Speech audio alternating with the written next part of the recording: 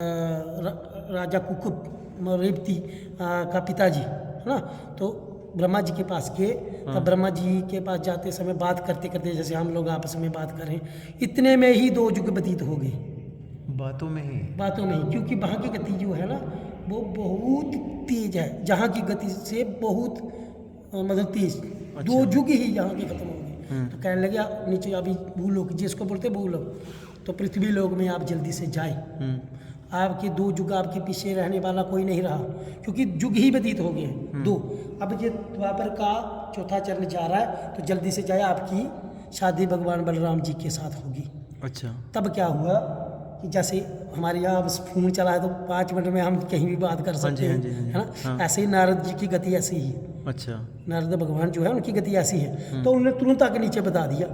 कृष्ण भगवान और बलराम जी आपस में कर रहे थे ना, सलाह से बातें कर रहे थे, भैया आप शादी करो, वो कहता मैं शादी करूँ, पहले आप शादी, आप बड़े हैं, तो कह ले फिर आप मेरे जोगे तो कोई है ही नहीं। फिर उन्होंने कहा इतनी देर में नारद जी बोलने कि आपकी जोगे आ गई है, वो रेवती महारानी जी, उसके साथ आपका विवाह होगा। अच्छा। तो फिर जब वो आए धरती में, तो अब सतयुग के जो लोग थे वो 500 फुट के थे, मान लो 500 फुट। हाँ, तो अब द्वापर में, त्रेता युग में मान लो कि 250 फुट के थे।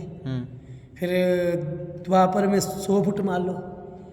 अच्छा, तो मतलब तब से करते करते हाँ, 6-7 फुट पे आ गए। अब 7 फुट के हैं कल युग में, है ना। तो ऐसा था। तो ये रेवती महारानी जी बहुत लंबी थी, अब ये फिर छोटे थे।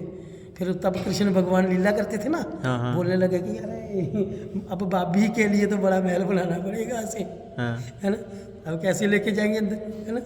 तब भगवान बलराम जी ने क्या बोला कि भैया जी, हम जैसे भगवान कृष्ण का सुदर्शन चक्र है ना, ऐसे ही इनका हल और मुसल है।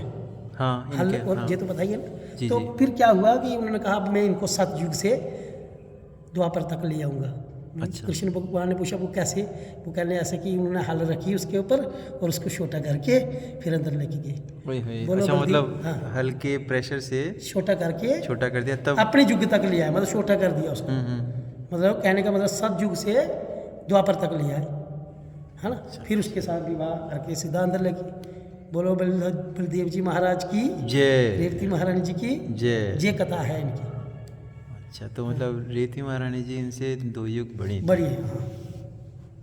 वैसे क्योंकि मतलब जैसे कहते हैं ना, शनिदेव का मंदिर तो मतलब मिल जाता है, लेकिन बलराम जी का मंदिर एक जहाँ पे है, एक वृंदावन में कहा जाता है। मैं तो गया नहीं हूँ, जब प्रभु की इच्छा होगी तो चलो जाऊँगा। कहने का मतलब अभी तो इधर ही सेवा देते देते हो गए 20-25 साल, तो अब जब इनकी इच्छा होगी तो जरूर जाऊँगा। तो चलिए ना, अभी जैसे अभी क्या है कि रामलला ऐसा का, है ना, हमारा होता है कि हम धर्मा ट्रस्ट के माध्यम से जहाँ पे आ रही है, जी। हमारा होता है सुबह शाम नौकरी होती है जहाँ पे, हाँ जी। तो सुबह शाम ड्यूटी देनी ही देनी है। हाँ। दिन को कहीं पूजा में, कहीं हवन में वगैरह वगैरह। तो कहने का मतलब ये है कि जहाँ पे बैठना ये भी हमारे लिए धाम ही है।